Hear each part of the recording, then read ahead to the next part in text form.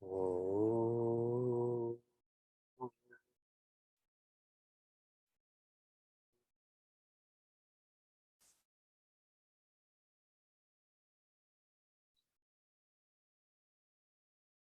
Oh.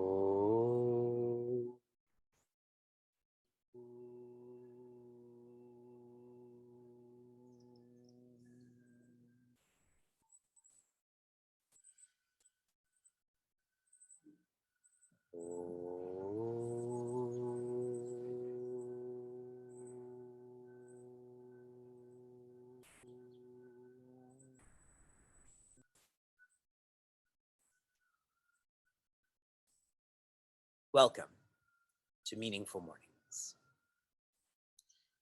This week, I finished teaching in our summer kids camp. I've shared many times that I'm teaching a grade 6 class. While I was teaching 2 weeks ago, one of the students private messaged me through Zoom saying that his school is starting a podcast and they wanted my advice because I have a podcast also. So I got to meet with their teacher and 30 grade 6 students. And the reason they're starting a podcast is to learn how to innovate, to facilitate initiatives, which is a really cool idea, to learn outside of the classroom. And as they were asking me about my advice, I was telling them that Texas, where this school is, America, the world, it seems like people are becoming more separated. There's more division. And so what their podcast should focus on is bringing people together in whatever way, for grade 6s, for the administration, as we reflect on our journey together. This is what Meaningful Mornings has done for us. It has brought us together. The grade 6 students were really appreciative, so now they're asking me to be their advisor. If you go to Chinmay Mission Niagara's Twitter account, they've tagged me in their recent post. I think they're called Raider Revelations. What a good idea. Maybe better than meaningful mornings. Prince Arjuna's propensity is to escape. This was made very clear in chapter 1 and the beginning of chapter 2. He has ignored that Sri Krishna and many others have tried to create peace, or in a more worldly way, resolution between the Kauravas and Pandavas. All of us should note that too, because in our instinct, we may think Bhagavad Gita is teaching fighting. As I'm flowing through Ramayana with these grade 6 students, I've highlighted to them many times that Sri Rama did not want to fight with Ravana. Sri Hanumana was sent as a peacekeeper. Angada was sent as a peacekeeper. They finally had to resort to war. Prince Arjuna, he's ignoring the fact that they've tried peacekeeping. And when that doesn't work, then a war is required. Sri Krishna has shared throughout chapter 2, peace. The feeling of peace is only possible through a process. The process that we highlighted was knowing vastness. This process is only possible if one is prepared. Those are the thoughts on karma yajna. Prince Arjuna is not prepared. Anyone who's not prepared for any challenge will naturally try to escape that. Yes? If you have an exam and you're not prepared, you find reasons not to write that exam. When I was in university, I was shocked by how overt this was. I was in our residence and I was studying for an exam, and there was another student in this room too. And I saw him punch a brick wall to break his hand so he didn't have to write that exam. Clearly, he wasn't prepared and was willing to go through that suffering. That was a shocking sight for me that I still remember that. But see how it plays out. Whether studying for a business school exam or to engage in this war. The refinement in Prince Arjuna's question, Vyamishreneva vakyena buddhim mohayasiva me. What you have shared is as if confusing to me. So he's expressing his frustration. But the beauty of this question is in the second line. Tadekam vada nischitya yena shreyoham apnuyam. Therefore, tell me that one way by which I, for certain, may attain the highest. This is a samvada, which means a dialogue. And Shri Krishna, who is most loving, is encouraging Prince Arjuna to be clear. And Prince Arjuna is acting on this. He's active. That's how a Shishya should be. And to really solidify this thought, Prince Arjuna calls Shri Krishna Janardana. I think this is the first time that we've come across this name. The word Janardana means Jana. That's all of us people. Ard, A-R-D, means the one who's prayed to. The one who is prayed to. So Janardana is the one people pray to for their wishes to be fulfilled. So Prince Arjuna is, through asking Shri Krishna, is praying to him. Please guide me. Imagine Shri Krishna said, see ya, you didn't get it? I'm out. Samvada, love. The answer comes in verse 3.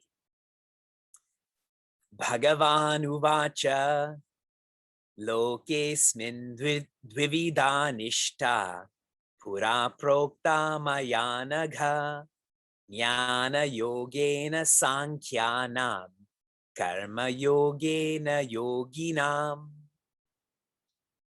Loke, in this world, asmin. Asmin is just another phrase for saying in this world. Dvivida, there is a twofold or a two-part nishtha path. In this world, there is a two-part path. What is to be noted here, dvivida does not mean two separate paths, but rather a two-part path. For those who are oriented towards Sanskrit, nishtha is singular. It is not plural. And you all may be thinking, what are you trying to say? Coming back to the example, two parts to an exam still means it's one exam, correct? There's a multiple choice part and there's a essay part. It's still one exam. Prince Arjuna, in his misunderstanding, because of his propensity to escape, feels these parts are separate. That Karma Yoga and Sankhya Yoga are separate. But Shri Krishna is clarifying to him that they're not separate. There's a beginning part and there's an ending part. Pura prokta maya anaga. And I've already shared this. This has already been shared by me. Shri Krishna is referring to chapter 2. He's already shared this. I described chapter 2 as a table of contents. In verses 11 to 37, Shri Krishna describes the process, knowing vastness. Verse 38 is a transition. This is the ends. Now we're going to transition to the means. Verses 39 to 50, 50, focuses on karma yoga. That is the preparation. Everyone's with me? And verses 51 to 54 are a transition.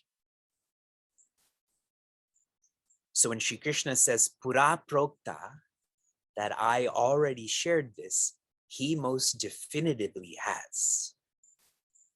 11 to 37, 39 to 50. Often, chapter 2 is called the chapter of aphorisms. Aphorisms. Those who are stronger in English, please tell me what aphorism means in the chat. I also didn't know till I studied Bhagavad Gita. I'm learning English through Bhagavad Gita. An aphorism is that which is dense and has to be opened. In our common language, it's a zip file. What do you have to do to a zip file? You have to download all of those files. See the beauty. Chapter 2 is the table of contents. Karma Yoga was taught in chapter 2. It's being elaborated on in chapter 3 and 4 and 5. Yes? The Sthita Prajna Lakshanas, one who knows peace, was shared in chapter 2. That's shared again in chapter 6. I don't think you're as excited as I am. Doesn't matter. This is unilateral. What did I teach in chapter 2? What am I going to elaborate on until chapter 18? Jnana Yogena Sankhyana. I taught Jnana Yoga. Who is this for? The Sankhyas. Making this more personal. The Sankhyas are those who are already prepared. Already prepared. Since they're already prepared, they are ready to know vastness. So what should they focus on? Jnana Yoga. Clear? Whereas the yoginams, those who are not prepared but want to be prepared. That's who a yogi is. Someone who wants to be better. What should they focus on? Karma Yoga. Readying themselves to know vastness. By a show of hands, how many of you feel the beginning of chapter 3 is technical and confusing? Okay. Not too many of you. Let me share this in one more way. When Shri Krishna, or I am referring to preparation, how this is felt in one's personality is purity. Preparation here means purity. The one whose antakarana, which very simply is the mind intellect, who's pure, whoever's mind intellect is pure, they should focus on the right Atma. They should focus on who they are, not the body, but the infinite. Those who are not prepared, meaning they're not pure, they should focus on nishkama, which means selflessness. That is the right action. Is it all coming together? The right action prepares you for the right Atma, which prepares you for the right Ananda. Purify the mind and intellect through selflessness. When your mind and intellect are pure, you will know vastness and you will experience infinitude. Prince Arjuna calls Sri Krishna Janardana. Here, Sri Krishna calls Prince Arjuna Anaga. Anaga means the pure one. Prince Arjuna, your potential is to be pure. Now get there. How? Karma yoga. And that is the elaborated upon subject in this chapter. From inspiration to application, your application yesterday was to listen to a podcast on checking the mind. How many of you did this? Good. A lot of you did. The reason I asked you to apply this, if you're always inputting sattva, you will become the same way. This is a podcast on purifying the mind and intellect. If you keep on inputting purity, you will become pure. In Satsang and Smile, I shared with them the main message of Satsang and Smile is always think bigger. Always think bigger. And we will only think bigger if we input more purity. Here is your application for this morning. I want you to rate how pure you are. Not your Purell, not your, what's that Indian soap called? Dental, something like that. Not the purity of your sanitizer, Dettol, your sanitizer or your soap, but the purity of your inner doer. 1 is awful, 100 is awesome. How pure are you? Because that will determine if you should focus on karma yoga or jnana yoga. Shanti, shanti, shanti. Be safe, be sound, be serene, be happiness.